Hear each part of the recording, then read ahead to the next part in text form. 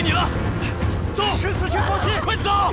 这必须要抓住沈毅一家！快走，走！爹，娘，娘，爹！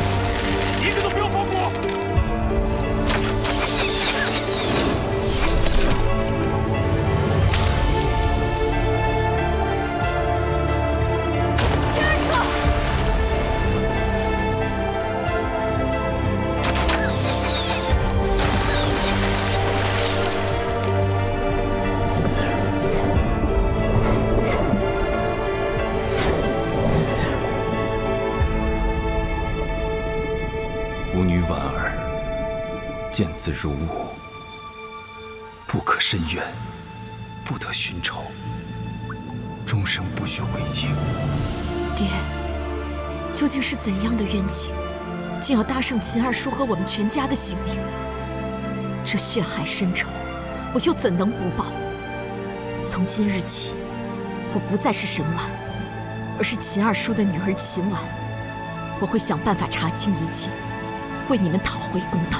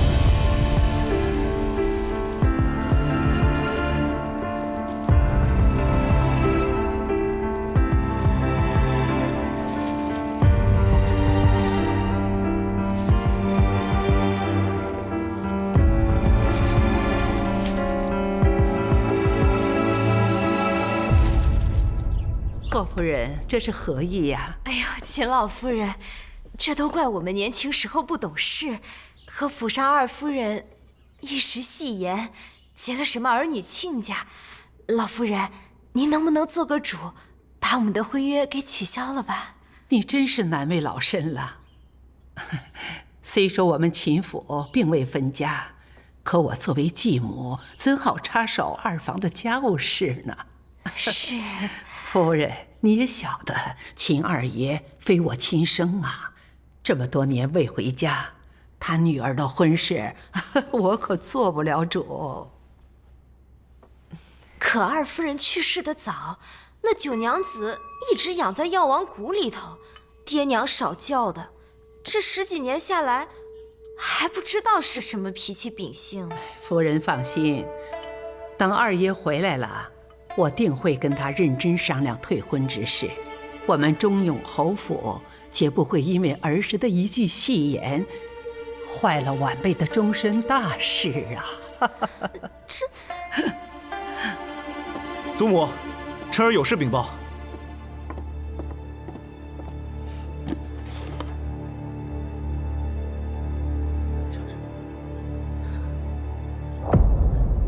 他怎么回来了？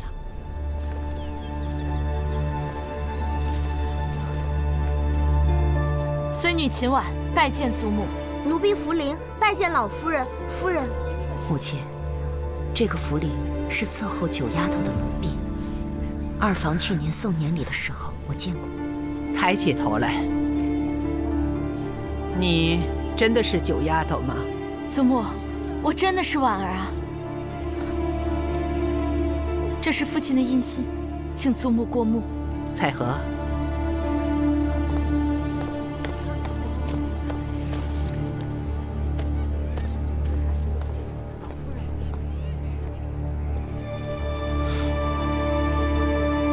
早不回来，晚不回来，偏偏孙女归乡途中遭遇船难，父亲为救我而殒身不逊。若非父亲舍命相救，孙女今日就见不到祖母了。这小娘子也太惨了。对呀。祖母，这确是二叔的私印。你说这才走了几年呐，怎么人就没了？哎呦，我这可怜的儿啊！老夫人，既然府上有事，那我们就不打扰了。这玉佩物归原主吧。告辞，告辞。哎，这，赶紧把这玉佩送回去，这婚不能退，快！我那可怜的儿啊！哪有这样当场悔婚的嘛？太不给我们秦府面子了。娘子，娘子，老夫人，我家娘子晕倒了，快请大夫呀！娘子，娘子。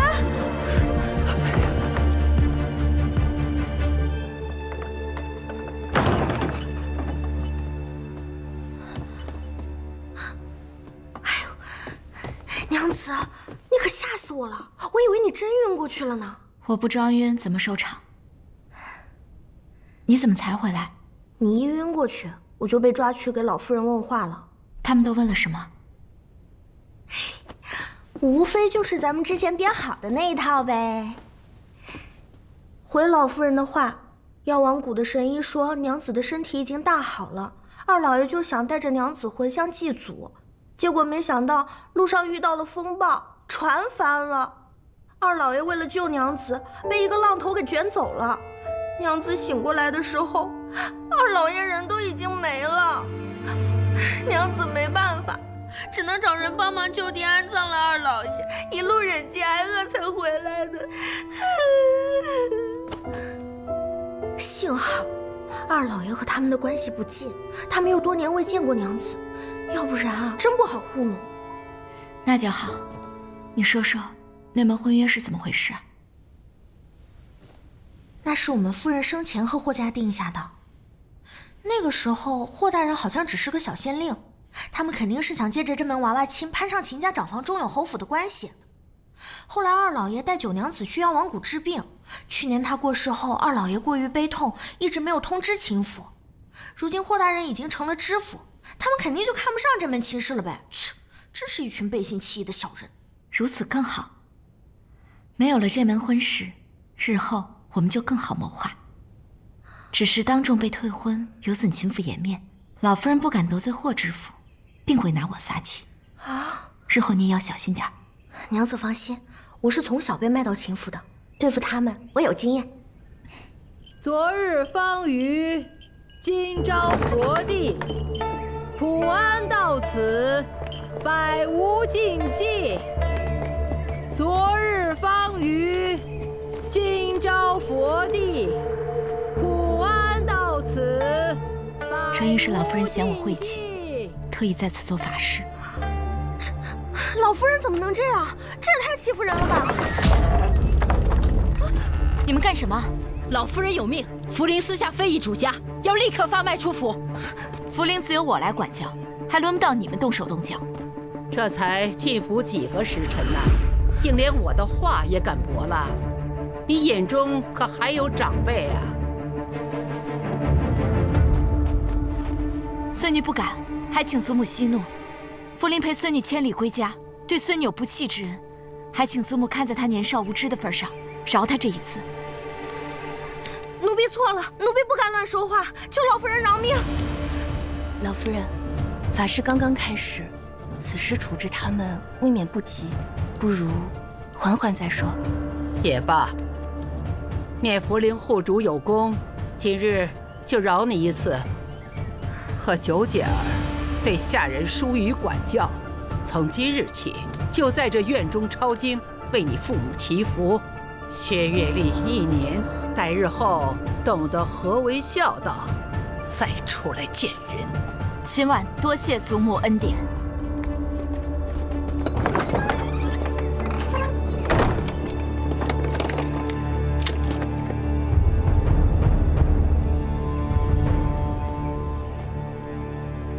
都是奴婢的错。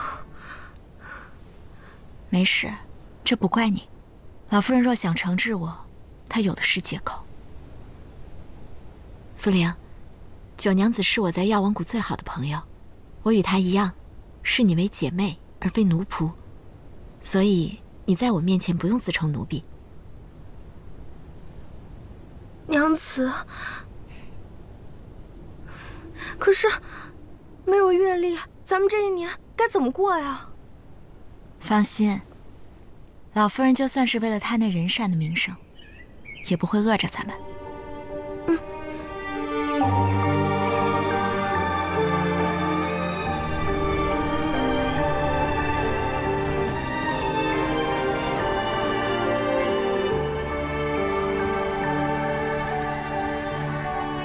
二叔，你与我爹娘都叫我不要报仇，但一日未让杀害你们的真凶伏法，我便一日不能安心苟活于世。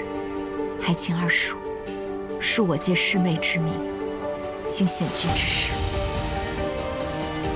老爷，您放心，我一定会听您的话，好好照顾娘子，永不离开。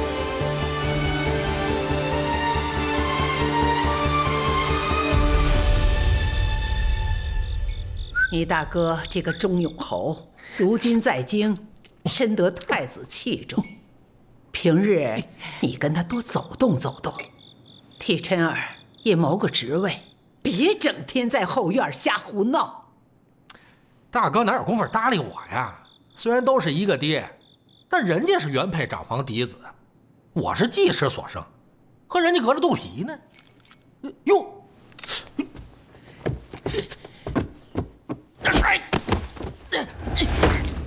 娘，那又怎么样？8两银子，那他也得叫我一声母亲。这老宅不是还得靠你支撑着门楣？别整天记事记事的，生怕别人不知道你是记事养的。孩子都这么大了，你怎么就这么不争气？父亲，莫要惹祖母生气了，听祖母的安排吧。去！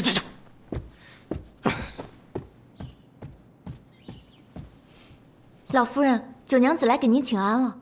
不见。老夫人，今日是二老爷的忌日，九娘子一早就去祭拜，才刚回府。您还是见一见吧，省得不知根底的外人借此说您总偏心三老爷。真晦气，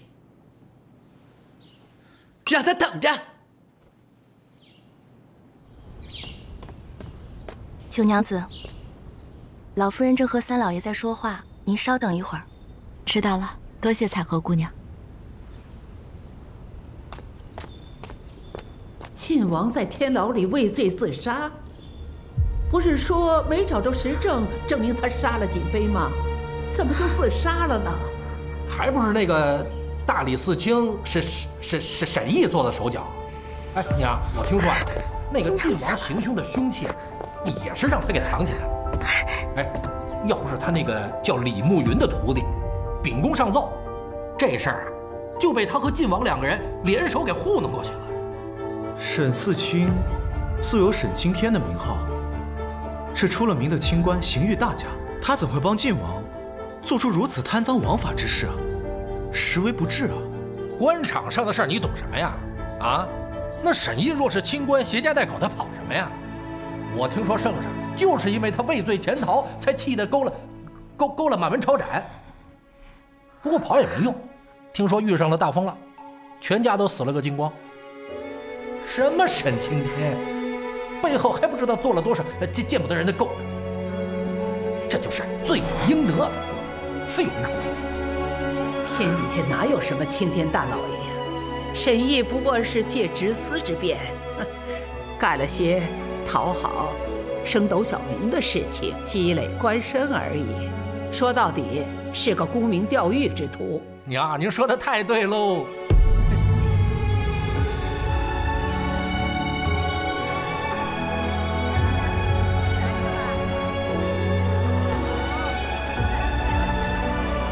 我爹绝对不会与晋王勾结。是谁陷害他？是李慕云，还是圣上为何轻信人言？晋王为何要自杀？这到底是为什么？啊，不好意思啊。不行，我要进京，必须马上进京。哎，老夫人可是累了，奴婢这就换人来接我们回府。难得能够这么自由自在的，这要是让侯爷知道了，我以后就别想再偷偷出门了。想当年，我陪着老侯爷，我们去行军。老夫人，哎，老夫人，哎呀，老夫人你怎么了？老夫人你醒一醒，这位小娘子，快去帮我喊个大夫来。老夫人，小娘子啊，你还是赶紧给家里捎个信儿吧。老夫人，不会的，我家老夫人方才还好好的，求求你们帮我找个大夫。老夫人，把老夫人放平躺倒，快！你家老夫人有风邪旧疾，半年前病症加重，适才身僵不遂，舌僵喉阻，脉色气郁，是风邪入肝的风疫之症。是，记住我的手法。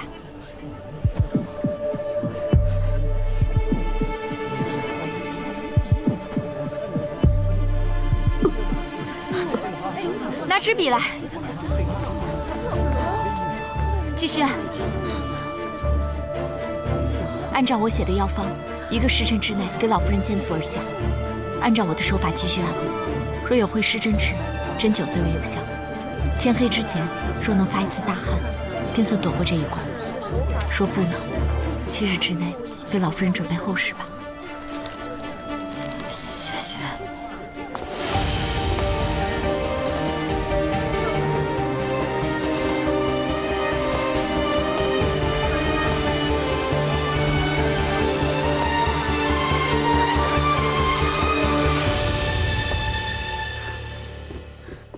娘子，你去哪儿了呀？我和彩荷姐姐说你荷包丢了，去寻了。早上老夫人没见着你请安，可生气了，又罚你禁足呢。福令，我是沈婉，不是秦婉。嘘。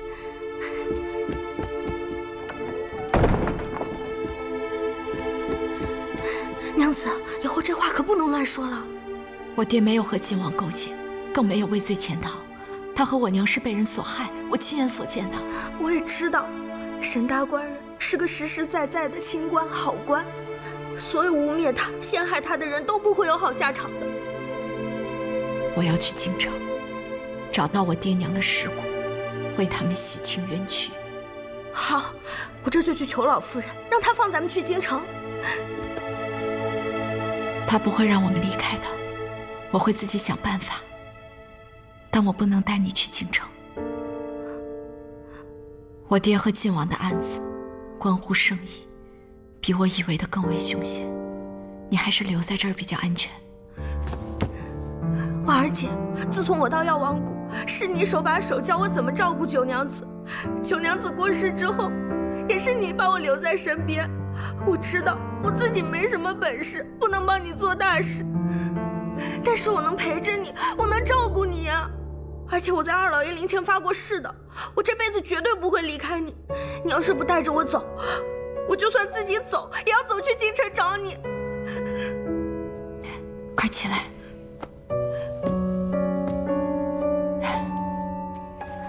不是说好再也不哭的吗？我答应你，这辈子我们都不会分开。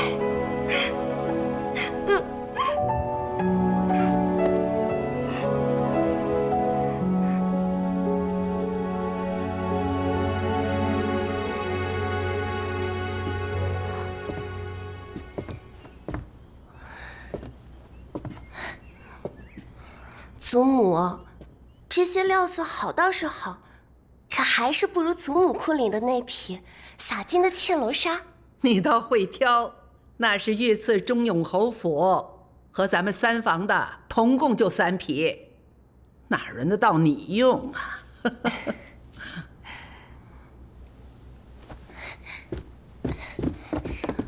祖母，这安阳侯府可是全荆州最高贵的门第，这次婚宴难得请了咱们，孙女穿的好些，不也是为了咱们钱家脸面上增光添彩吗？哼，我还不懂你这点小心思哎。罢了罢了，让你母亲缝2套漂亮的裙子，可要好好的穿，千万别糟蹋了啊。你们若能得了大长公主的青眼，日后那好亲事自然就找上门来了。哎呀，香儿，还不快谢谢祖母！谢祖母，谢谢祖母，祖母对香儿最好了。我还不懂你。老夫人，安阳侯府的永宁郡主特来拜访。哦，快快请进。哎。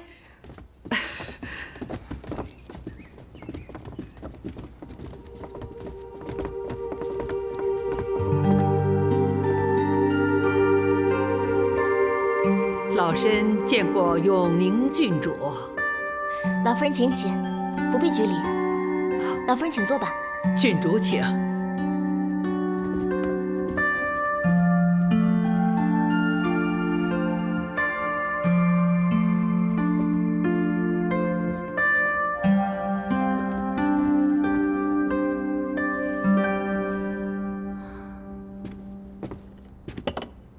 郡主今日前来寒舍，所谓何事啊？绿秀，奴婢绿秀特带大长公主前来感谢九娘子的救命之恩。九丫头，没事没事，我自己来就行。给我一个吧。九娘子，九娘子，快换身衣服去上房。安阳侯府的永宁郡主要当面感谢您的救命之恩呢。永宁郡主，我没救过什么郡主啊。九娘子前几日是否在街上为一位老夫人治病？那位老夫人可是安阳侯府的老祖宗，大长公主。永宁郡主是大长公主嫡亲的孙女，她亲自带祖母过府拜谢呢。哎，你们2个别忙了，过来替九娘子把水桶收走。是，快。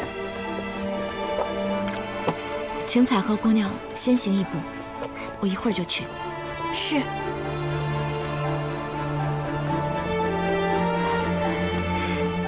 娘子，你救的是大长公主，是圣上的亲姑母。我当时只是觉得她身家富贵，不曾想到身份如此显赫。这样一来，我们就可以快点回京城了。那你快去换衣服吧。不换。我就穿这身去，我要让永宁郡主看看，我在秦府究竟过得如何。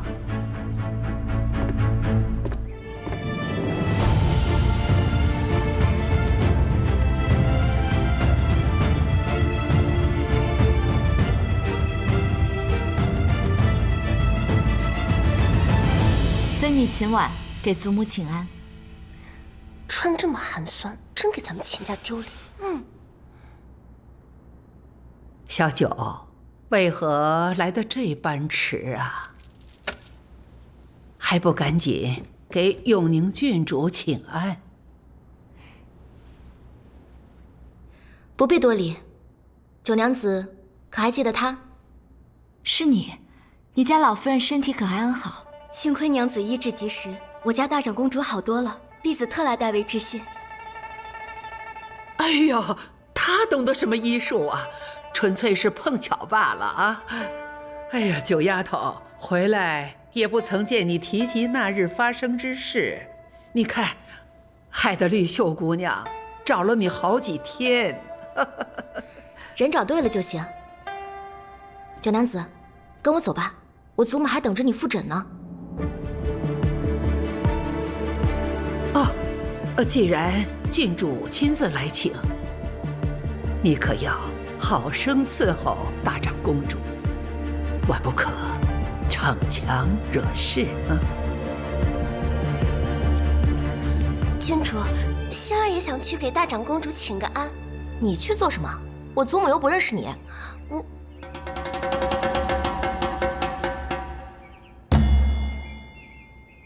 九娘子，请。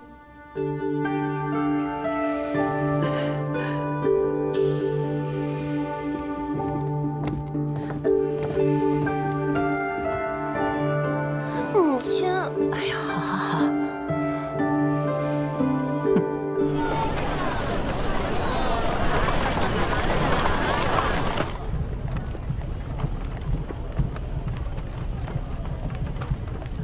郡主在看什么？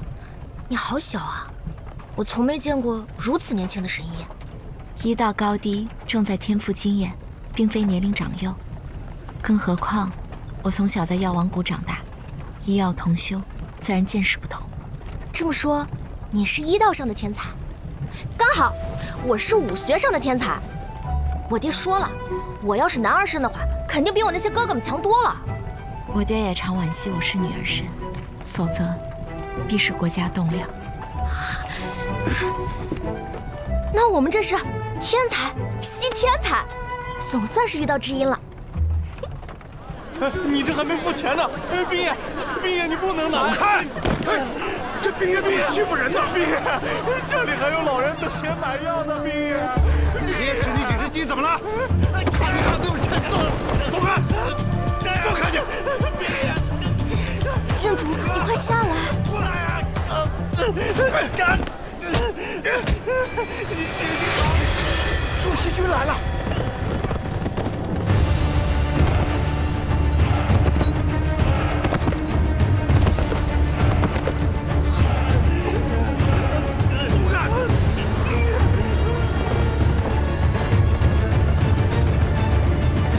这看起来像是上过战场的士兵，都是杀气凛然，与各州府兵全然不同。他们是朔西军少帅的黑甲卫，少帅在朔西浴血奋战，使戎狄闻之色变，所向披靡。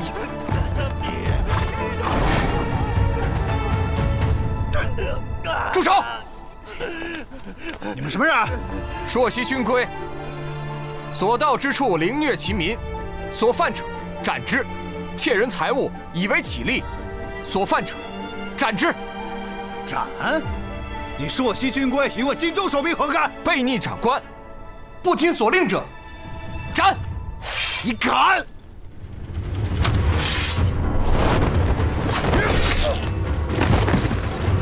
活该呀！让你欺负平民百姓！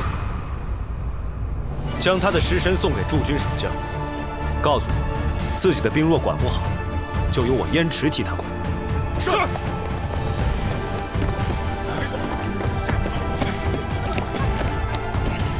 玉，军爷，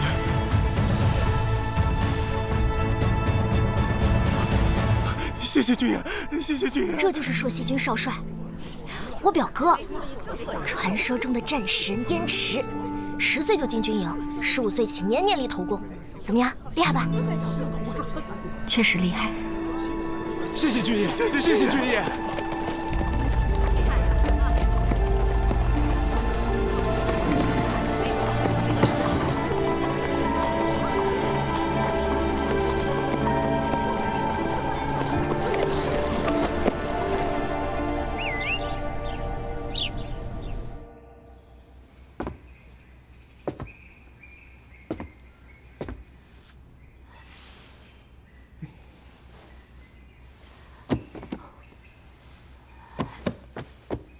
老夫人，老夫人，世子殿下回来了。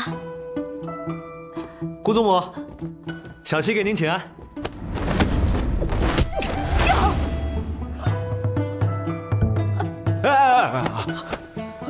老顽童，这把岁数了还不消停？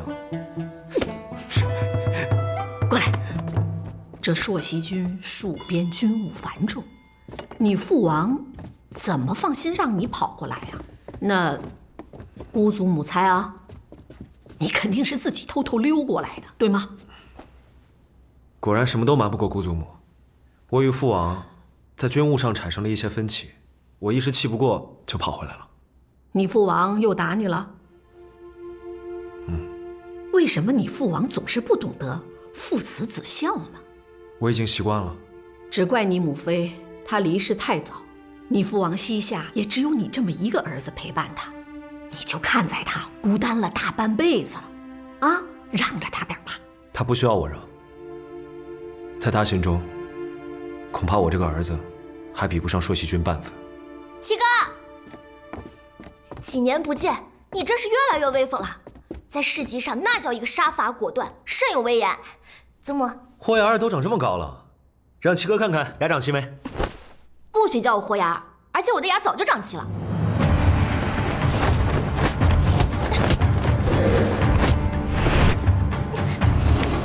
哎，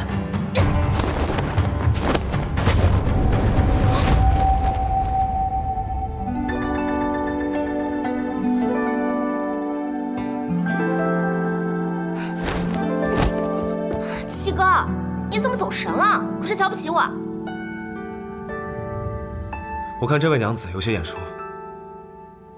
这是秦家的九娘子，你怎会认得？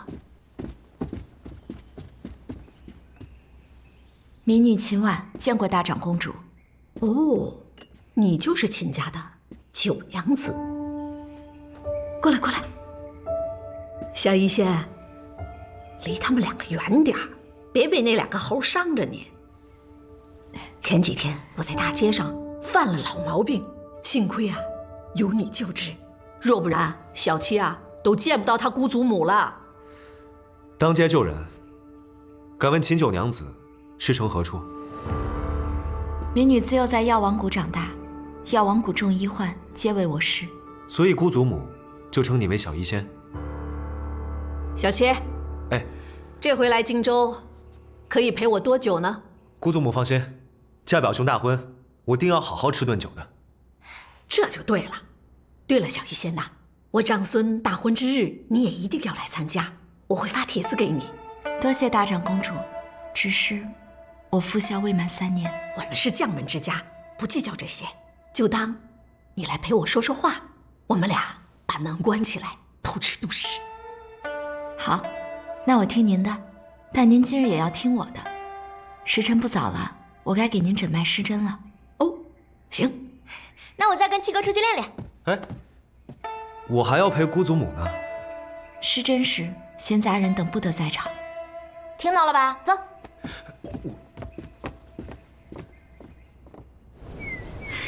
娘子，娘子，你快看，我领到新衣服了！哎，太好了，终于不用穿这身带补丁的了。这屋子也太大了吧！娘子，你怎么不高兴呀？听兰院可是秦府最好的院子，现在居然成咱们的了，简直跟做梦一样。这些本就不是我的，有什么可高兴的？九丫头，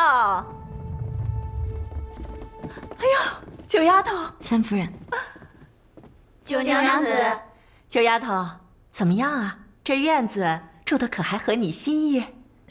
多谢三夫人。叫三婶儿。三婶。哎呦喂，你瞧瞧我们这九丫头啊，声音真甜呐，这容貌，这身段，那更是荆州第一。难怪大长公主都这么喜欢你。你三婶儿我呀，这一年忙的是脚打后脑勺，竟是把给你准备好的这些东西都忘了送过来了。快瞧瞧，可还喜欢？我用不了这么多，留着，换着戴。等明天啊，穿戴好了，让大长公主也高兴高兴。多谢三婶。哎，一家人别这么生分。好了，三婶啊就不耽误你用功了。来，你们都跟我来啊，把这些都放那边去，都放在这儿。对，赶紧放那儿。哎呦，这孩子真好。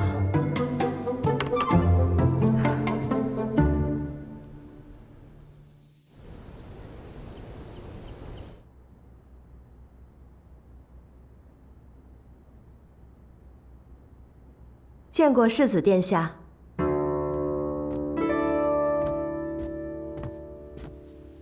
参见姑祖母。民女参见世子殿下。小七，你不在前庭习作，跑我这儿来干嘛呢？你看看，你把人家姑娘弄得多拘谨呀！我与秦九娘子既是初次相识，为何九娘子似乎对我有一些忌惮？民女前几日才见殿下武功高强，执法森严，心中自然生畏。我硕悉军人的凶狠，只在对敌之时，绝不伤及无辜之人。曲婉多谢朔溪君保家卫国，保得身后千万家平安。哎呀呀呀，行了行了，你就去前院坐着，好不好？两个在这里客套来客套去的，我累得慌。这宋家队伍还没到，我陪您坐会儿吧。哎，怎么会还没到呢？及时的过了吧，我心里头不踏实。去，到外面再看看去。去看看去。是，姑祖母。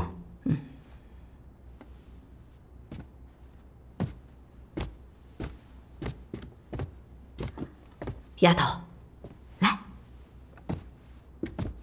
坐。我说你这个孩子，明明是个爽快人，但为什么偏偏多思多虑呢？您怎么看出来的？我呀，活了这么大年纪，如果再识人不清的话，那不就是白活了吗？其实啊，你在秦家过的是什么样的日子，在我找你之时，就通通都打听过了，也难怪你说话行事一步都不敢错。幸好我们这对老少有缘分，从今以后，我能护你多少，我就护你多少，免得看你把自己弄成个小老太婆一样。要高兴，笑。多谢大长公主，有您这句话，无论我心中有多少委屈，都烟消云散了。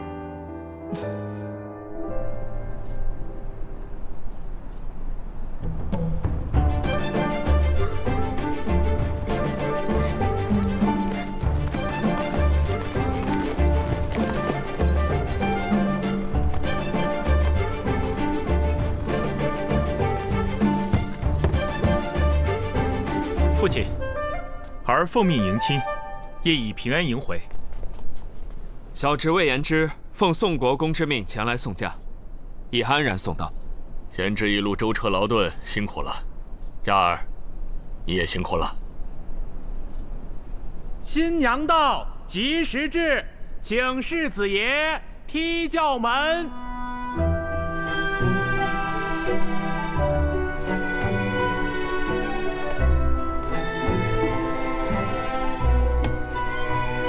请夫人下轿。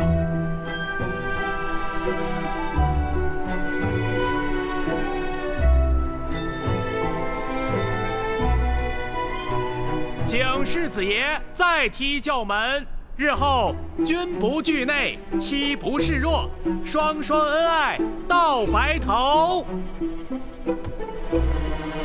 请夫人下轿。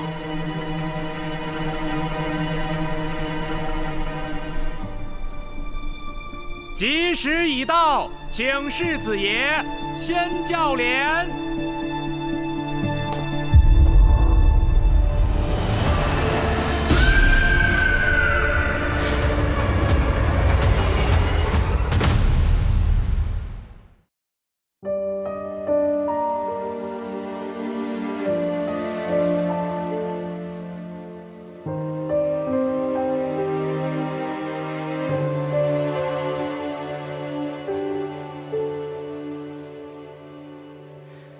为什么日夜会轮转，却一样有照亮你的光，像火跳动在血中央，那么亮，那么暖。若已尘埃跌入阴霾，风雪刺我若一生爱，刻入心怀，痛也会痛快。把心摊开，爱布满伤害，请赐我勇敢，让命运澎湃。别害怕星光被夜空覆盖，群星会闪耀在天之外。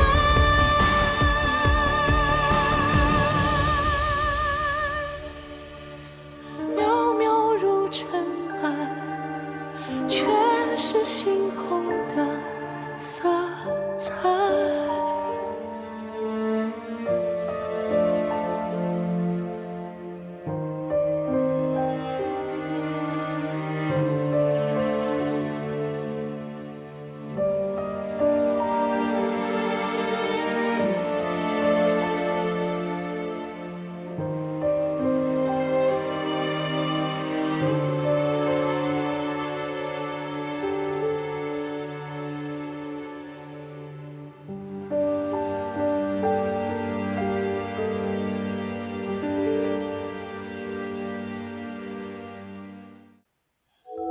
爱情里。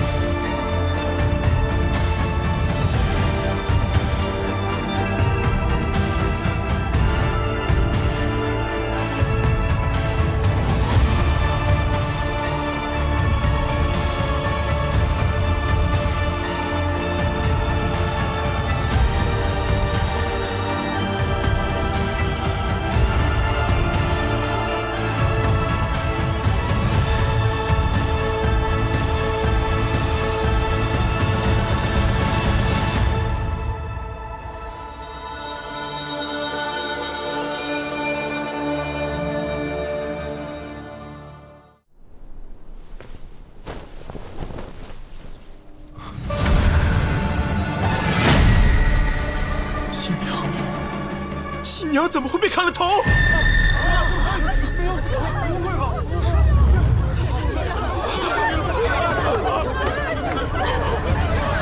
没事。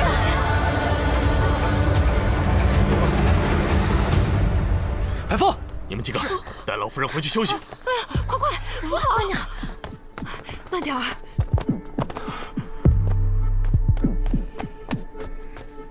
小柔。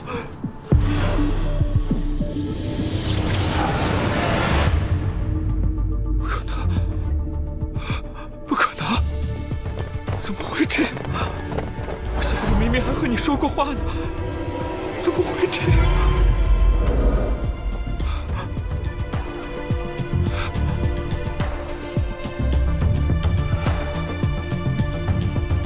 是你！这一路上只有你一个异姓外人，是你杀了小柔！荒唐！我奉命迎亲，是给宋国公府脸面，我何曾见过新娘？娘子，我们快走吧。先看看，送亲的人是你，你还有脸质问我？好好的心腹死在喜轿里，你是来送亲还是来送命的？我与宋柔从小一起长大，我怎么可能会害她？一定是你岳家不满这门亲事，才会杀我妹子泄愤。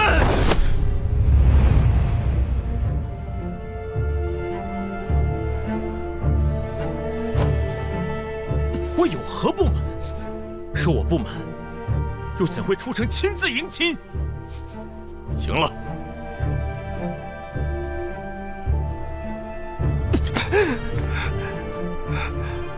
白风，命黑甲卫与安阳侯府侍卫即刻守住此处，不许任何人擅动。是。小柔还没有嫁进安阳侯府，身后事理应由我们宋国公府做主。我要带她回京城。来人啊！魏府尉，宋娘子是安阳侯府世子妃，圣上指婚之日便身份已定，安阳侯府自会为她讨回公道。所有宋家之人一并留下，未经查明者，不许任何人擅离安阳侯府。你敢！这世上还没有我焉止不干之事。带走！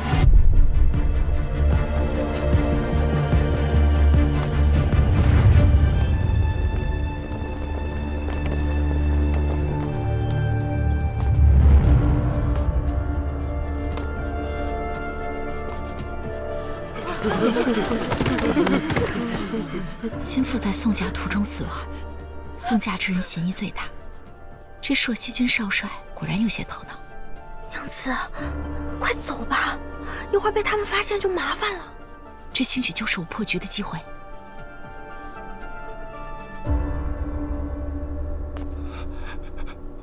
小柔，是我没用，是我保护不了你，连带你回家都不能，早知会遭此横祸，就不该强送你来呀。佳儿，先去看看你祖母，她老人家必定很担心你。父亲，我当真未曾做。我知道你是被冤枉的，在尚未洗脱嫌疑之前，为保我安阳侯府名声，委屈你在家休息几日。我要出门。父亲，到底怎么回事？客人们想走又不敢走，都在乱打听呢。你们安排车轿，送所有宾客从西门离开。据说今日突发变故，我安阳侯府改日必登门致歉。是。霍知府，心腹乃圣上钦点的世子妃，如此暴亡，着实令人心痛。此事事关两家公侯，劳烦霍知府费心，尽快查出真凶。侯爷放心，下官一定查个水落石出。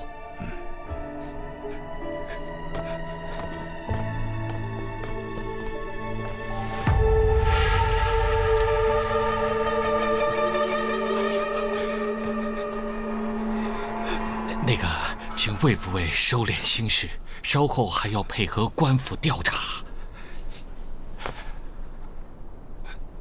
知府大人，这是把我当作嫌犯了。没，我奉宋国公之命，为小柔千里送嫁，她一路平安康健，为何到了荆州地界却丢了性命？分明是那岳家有心加害。知府大人难道不应该给我一个交代吗？魏府尉误会了，下官定当秉公办理，查个水落石出。知府大人，速速盘查宋家之人，一个不能漏掉。是。请魏府尉先行回府歇息吧。所有宋家之人，起来，跟我走。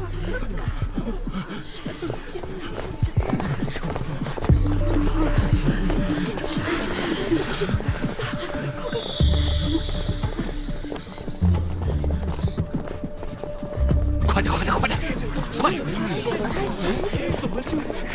殿下，霍知府来得正好，启教与尸身不宜在此地久留，还请尽快安排勘验。殿下，下官已安排好勘验之事，眼下盘查疑犯是当务之急，劳烦殿下在此看护一二。这知府大人为何不先勘察喜轿和尸身？若是损坏了证据，他也难逃其责呀！真是个蠢人。娘子，这事你真别管了。要是大长公主知道你一个女子还行仵作之事，厌弃你怎么办呀？可就没有人替我们撑腰了。不会的，若是我们破了此案，对我和安阳侯府都有好处，你不用担心。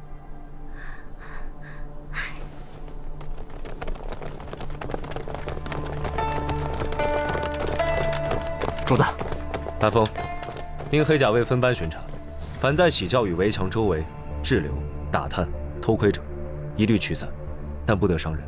是，把这里给我围起来。是。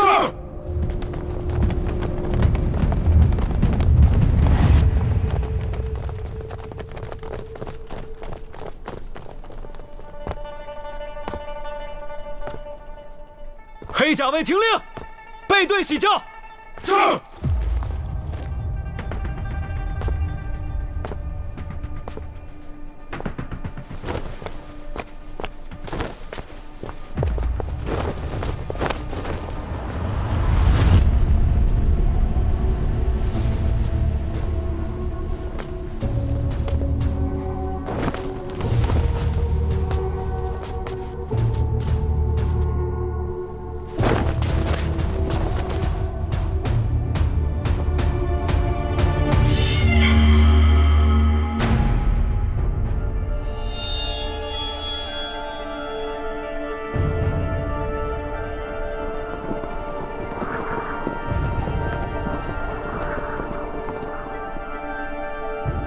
奇怪，若新娘在轿内被砍头，鲜血飞溅而出，血溅痕迹因喷射达至棚顶，但这些轿顶和四周不围窗棂上的血迹，血滴尾尖，且常似甩痕。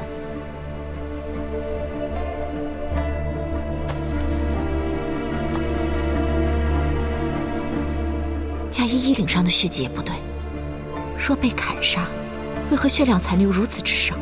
只晕染领口。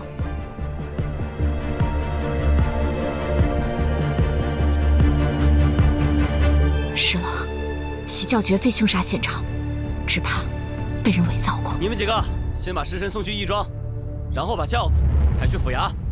不可！秦九娘子，你怎会在此？几位大哥，眼下这尸身和喜轿都动不得。须得等勘验之后方可挪动。官府办案，你一介女流，休得聒噪，速速离开。若是未经勘验就挪动喜轿和尸身，物证难免遭到损毁，不知几位大哥可愿承担罪责？秦九娘子，你身为闺阁女子，难道就不懂得何为恭敬矜持吗？当众对官差指手画脚，就不怕被人耻笑家教？想不到霍公子竟如此熟知规训，难怪跟着知府大人习学这么久，却仍不懂勘验之重。原来知府大人是因材施教，把公子当闺女养大的。谁在笑？谁在笑？不能笑，我没笑，都闭嘴！秦九，我知道，你至今对我们家退婚之事耿耿于怀，但你越是这般纠缠于我就越发不会回头。你还是死了这条心吧。听到霍公子这么说，那我可就放心了。幸亏公子不肯回头，否则我还真无颜面对先言呢。走，你，竟然走了。是在他到底发现了什么？愣是干什么呢？啊，牛车呢？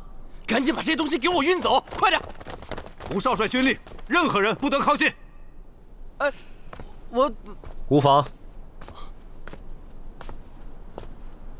霍公子，在下霍宁，拜见殿下。霍公子就是霍大人委派的勘验之人。家言只是命在下把这个轿子和尸身抬回府衙和义庄，另有属官和仵作行勘验之事。你们地方州县勘验一贯如此？在下所见皆是如此。但若是口供与勘验对不上怎么办？哎呀，那当然是以口供为主了。这勘验哪有十足保准的？黑甲卫会护送你们前往府衙和义庄，沿途务必谨慎，不许丢失和遗漏任何物件。结案前，你们都在那里。是。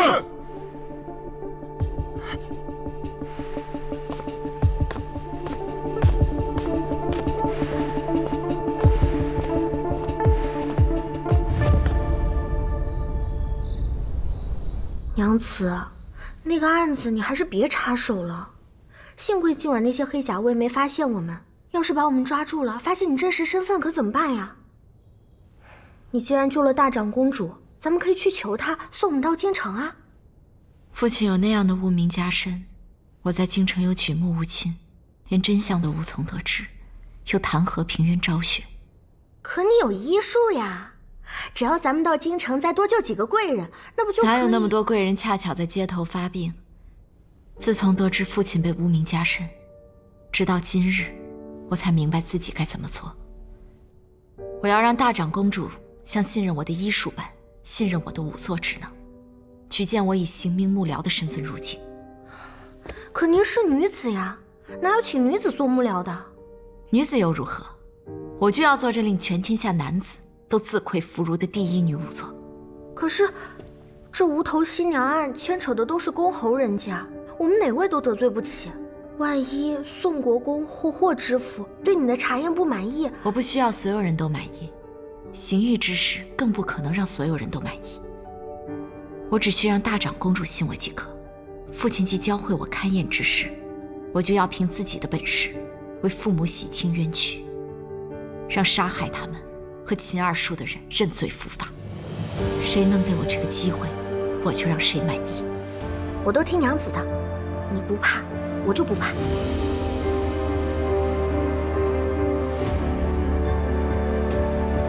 查得如何？那秦婉真是秦家二房的孤女？确实是。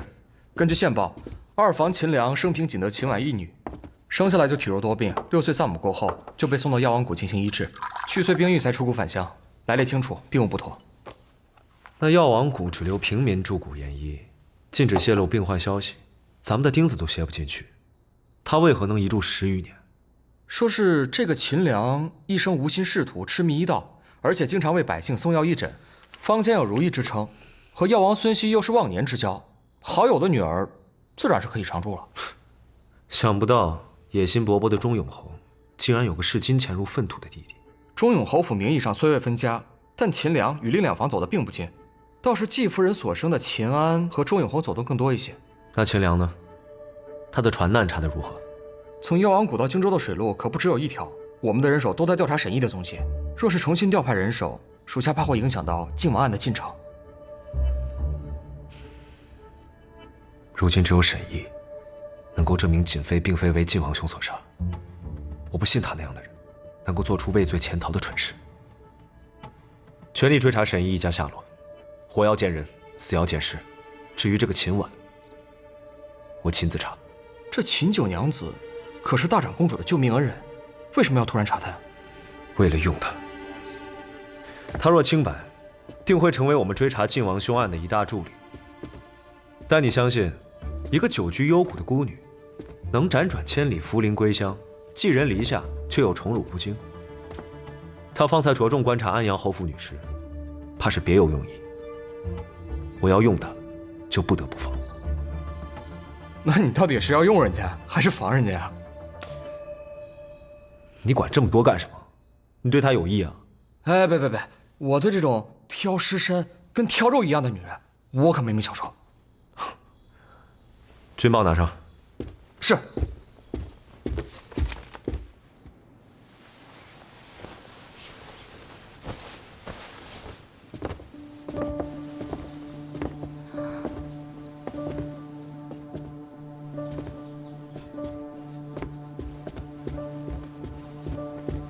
吴姐姐，六姐姐，你在这里做什么？不知道人家看见你就晦气吗？不知六姐姐说的晦气是何意思？九妹妹，六妹妹虽是庶出，可也是你的姐姐，你怎可这般与长姐说话？我只尊重自重之人，与嫡庶无关。你别装傻，你当真不知道霍夫人本来最相中吴姐姐的？若不是你一回来就惹得她不高兴，那天怎会闹到当众退婚？现如今吴姐姐和霍哥哥的婚事也落了空，咱们秦府女儿的脸都让你给丢尽了。六姐姐，姐妹议嫁这种话可不能再说了，免得让别人听见了，以为咱们秦家女儿喜欢抢别人未婚夫婿，这么不自重呢。你说谁不自重呢？秦九，你别以为你有个大长公主撑腰就可以无法无天，一个重病缠身的老太太能给你做几天的靠山？待大长公主一命呜呼，我看你大胆！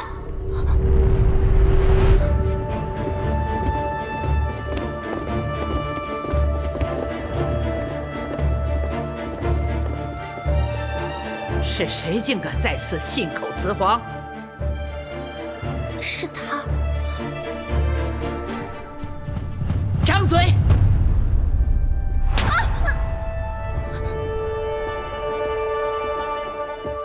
放眼大周，谁敢对我祖母不敬？你是什么东西？光天化日下，竟敢诅咒他老人家！美女不敢，美女只是一时心急，说错了话。既然不会说话，要舌头有什么用？把他舌头割了！郡主饶命，美女再也不敢了。祖母，你救救我吧！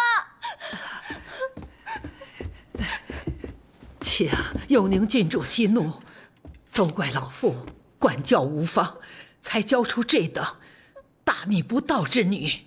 求郡主念她年幼无知，饶她这一回，老妇定按家法严加处置，以儆效尤。求郡主开恩。按秦氏家法，该如何处置？忤逆不敬宗祖，杖80，禁足2月。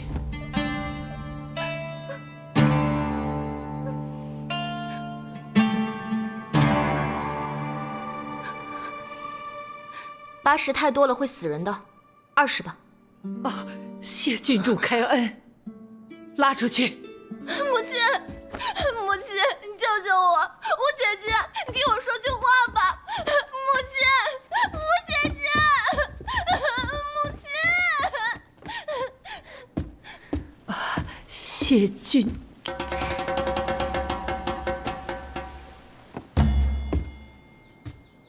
祖母还等着你过府诊治呢，这都耽误一会儿了，咱们快走吧。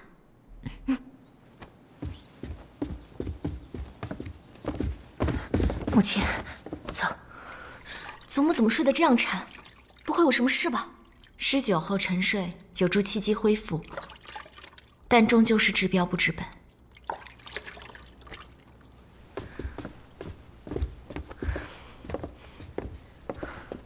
你不是说祖母只要过了7日之危，病势就没有那么凶险了吗？大长公主风邪入肝，又因昨日命案，惊恐忧思，导致气血扰乱，风邪入身。祖母几乎一夜未睡，一会儿她心疼宋柔死得惨，一会儿又担心宋国公攀咬闹事，害得兄长丢了性命，再牵连上安阳侯府的名声，不到天亮就撑不住了。心为情志之主，若大长公主的心结不除，长此以往，恐药石难医。可是霍知府刚刚才接手命案啊，再快也要月余才至分晓，祖母这身体怎么撑得住啊？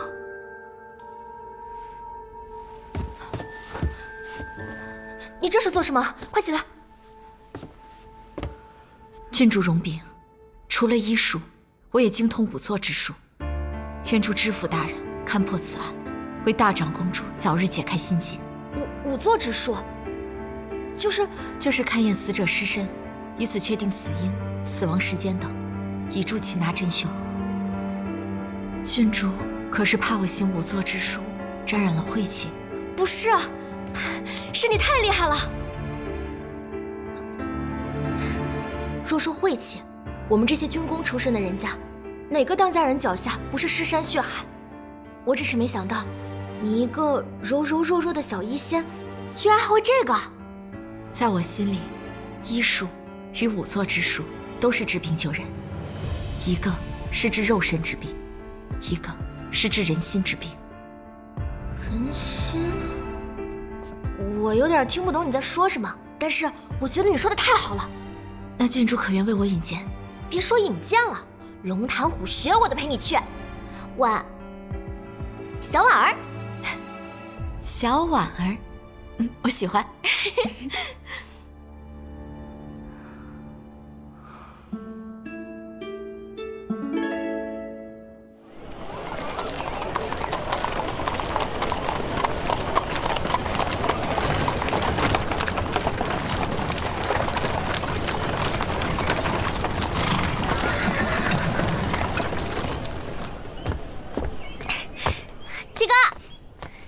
这么大的人了，还不会好好走路？哪有？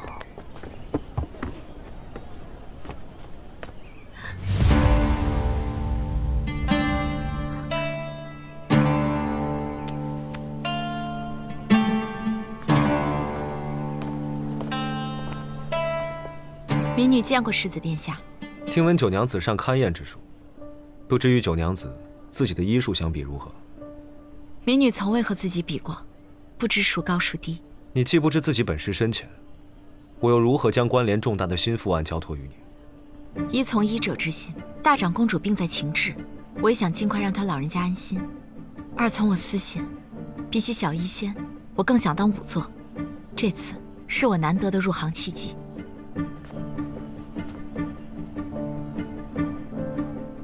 所以比起肉身之病，你更愿医治人心之病？我就是觉得你说的那句话特别厉害，所以才和七哥说了。是，医者只能救肉身，而仵作之术却能除奸惩恶，警窥绝龙。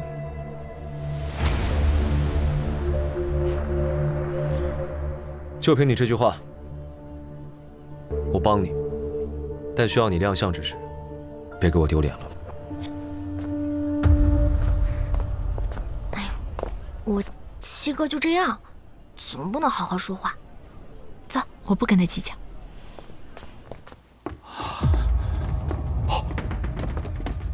下官参见殿下，参见永宁郡主。霍知府不必多礼。啊，这位娘子好像昨日见过。这是秦府的九娘子秦婉。啊，民女见过霍大人。原来是秦府的九娘子。九娘子对心腹案颇有心得，希望能助府尊一臂之力。九娘子，既已见到知府大人，不如有话直说。元宁，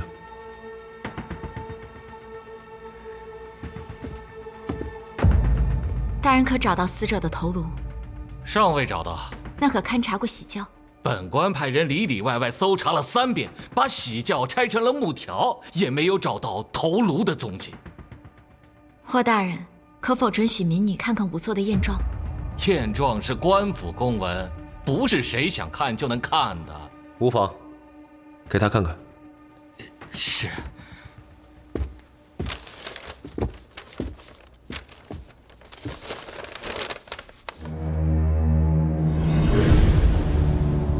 这验状上为何没有检验尸身的记录？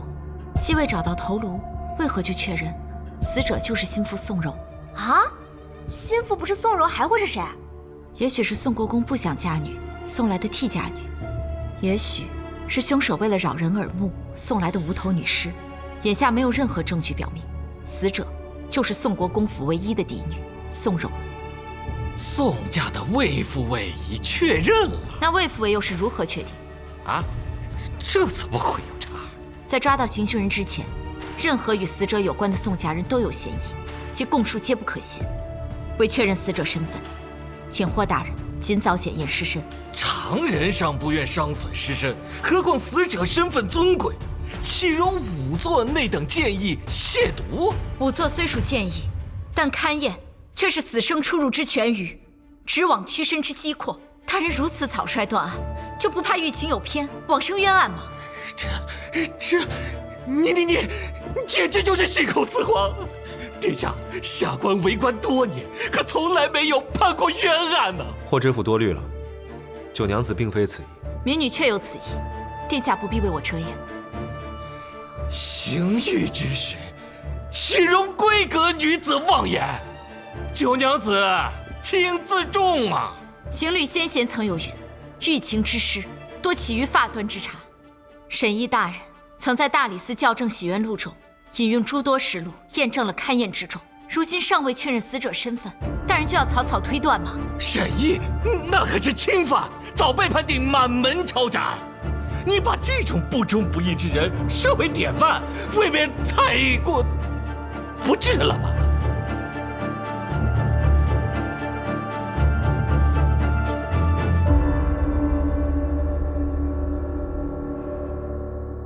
秦婉乃深宅女子，不懂朝廷风云变化，只知大理寺校正喜悦录乃沈毅大人的心血之作，也曾作为刑部典籍，推广至各州县主官学以致用。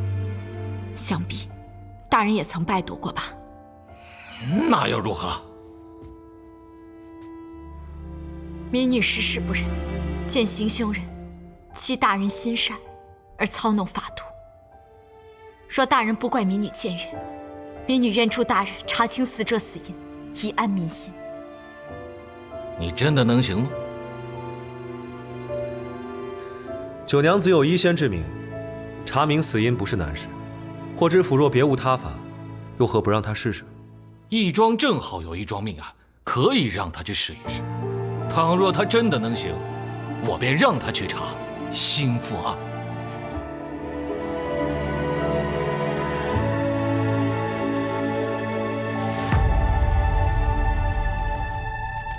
徐仵作，林大兴被工头魏武活活打死，为何只检验了死者尸身，并未探明尸身脏腑是否受损？就此推断，死者是死于隐疾。徐和入行资历尚浅，至今未曾剖验过尸首。你不会剖验，怎么做都不做？您不是跟我说，像您一样，不用学吗？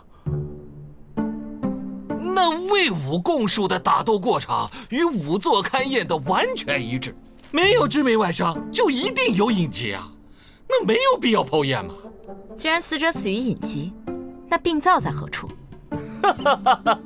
我堂堂一个知府，怎么会知道？大人确实不必知道这些。我既提出要复查死因，自然会负责到底。如何复查？我要亲自剖验尸身。什么？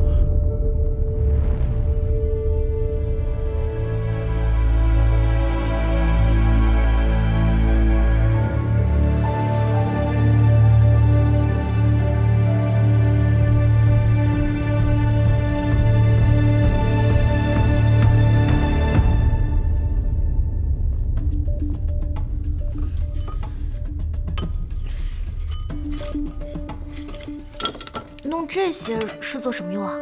服下香丸和苍术水，是为了去除尸臭，防中尸毒。点燃干松是为了避讳。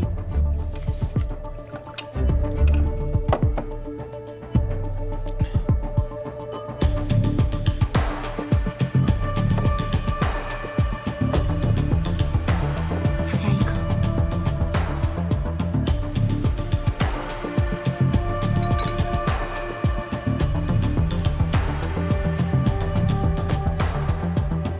护手不可有不妥。此物不隔水，剖验之时，多半会被湿水伤了手。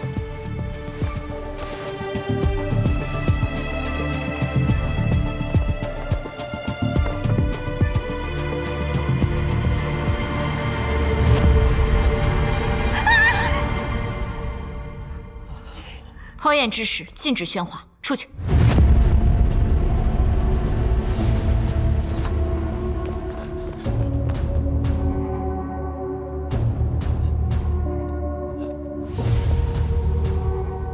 闲杂人等退后。徐和，把我说的每一句话都记下来。是。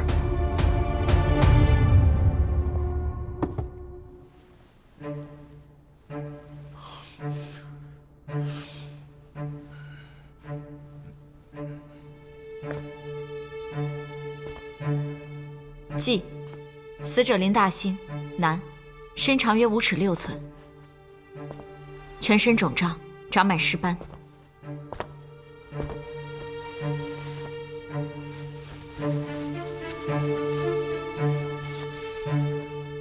头发脱落，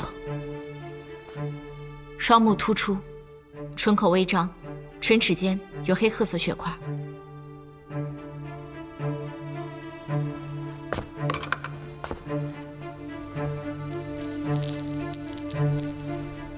七窍中有蛆虫，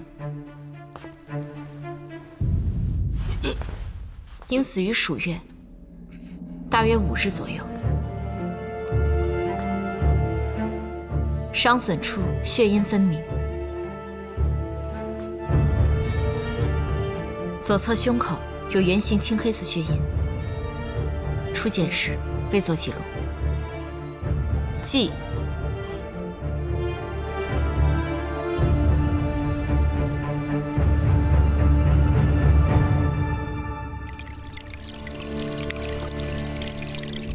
为何要用水冲那尸首啊？茯苓，茯苓，快来，快！小孩动刀了。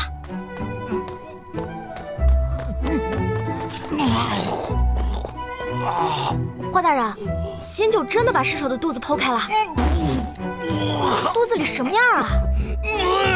好了好了，我不问了，你吐吧。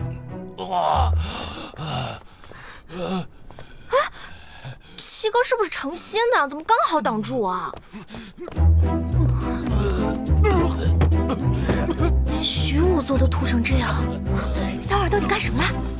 哎，别看了。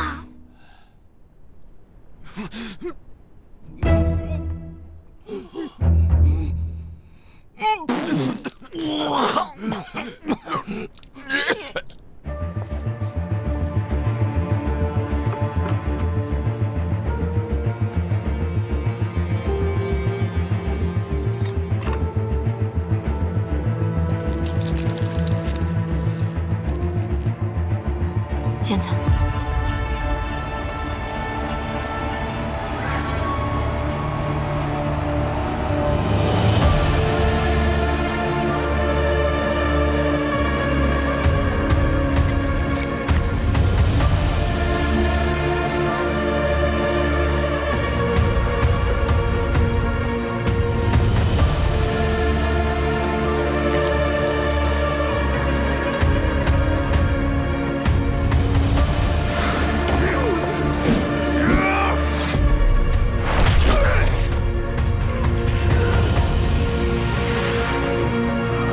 心脏破裂，找到死因了。星河，出去吐了。世子殿下在这多久了？一直在。完了，方才他一直在试探我吗？是不是已经怀疑我了？方才怎会随手就帮他擦了汗呢？他不会误会吧？世子殿下，我擅仵作之事，不便被别人知道，还请殿下为我保密。好。九娘子，辛苦了，辛苦了，辛苦了。民女已经查明，死者林大兴就是被圆形钝物击中左侧胸部，心脏破裂而亡。世子殿下不必误会，已将验状写好。霍大人，如果现在派人去搜检魏武家，应可找到与胸口伤痕一致的凶器，只是那凶器因被棉布包裹，所以初检时没有明显的外伤痕迹，尸首败坏后方才显现出来。哦，我这就去找人搜检。且慢，今日若非九娘子鼎力相助，行凶人早已轻松脱逃。还请诸位莫将今日剖验之事外传，以免九娘子受无知之人诽谤。殿下说的是啊。多谢世子殿下。切莫小事，不必多礼。九娘子这次剖验为荆州除恶扬善，本官真不知道该如何感谢呀。大人若想真心谢我，不如回去抄写10遍大理寺校正学录，可好？民女只是一时玩笑，大人不必当真，日后引以为戒就好。好一个玩笑，好一个玩笑！本官以后再也不敢轻慢勘验之事了。七哥，小婉儿那么厉害，要不新副案请她来当仵作吧？不知霍府尊意下如何？哎呀，九娘子一武双绝，是下官的荣幸啊！我现在就派人去捉拿魏武，下官先行告退。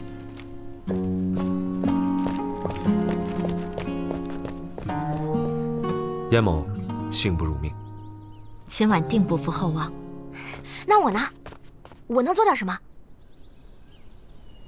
啊？你想想，我能做什么？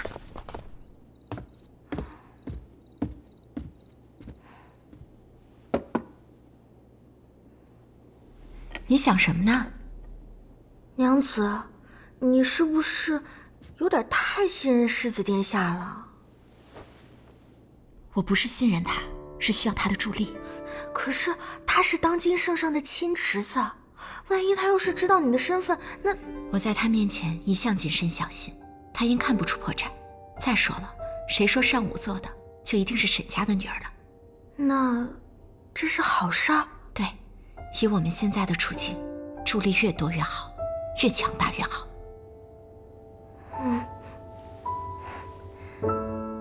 白风，属下在，主子有何吩咐？把沈毅所有的书册都给我找来。找那些书干嘛？我要从他的所著所诉中探探他清明的虚实，知道他为何能让他如此尊之敬之，又对刑狱之事如此心向往之。他，这第4个他是九娘子吧？您是不是对那个九娘子？白风，今晚月色甚好，侯府演武场，他40圈，去吧。不是主子，50圈。是。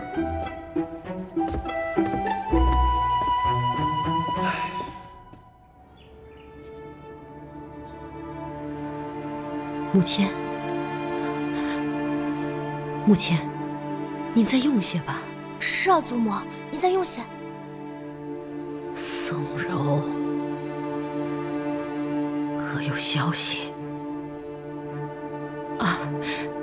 霍知府正在查呢。祖母，小婉儿说您现在最忌操心受累了。可有？母亲，您先安心养病吧。你叫我如何安心养病？事关岳氏的长孙，岳氏的全族，这要是圣上他怪罪下来，试问我们安阳侯府谁能够担当得起？你能吗？你能吗？谁能？啊！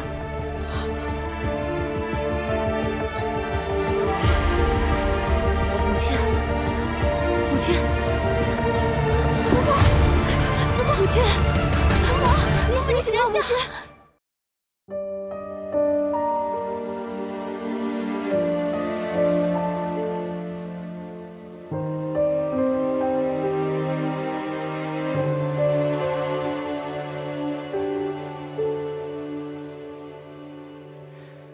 为什么日夜会轮转，却一样有照亮你的光，像火跳动在雪中央，那么亮，那么暖。若已尘埃跌入阴霾，风雪刺我一身洁白。若已深爱，刻入心怀，痛也会痛快。把心摊开，爱布满伤害，请赐我勇敢，让命运澎湃。别害怕星光被夜空覆盖，群星会闪耀在天之外。